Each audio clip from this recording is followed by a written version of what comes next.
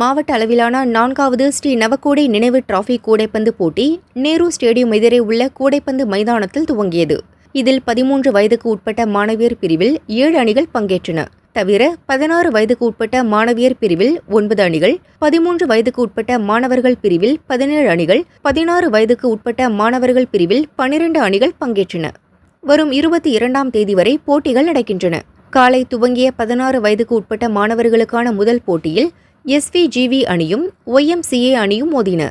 சுறுசுறுப்பாக விளையாடிய YMCA மாணவர்கள் 54க்கு 47 என்ற புள்ளிகளில் SVGV அணியை வென்றனர்.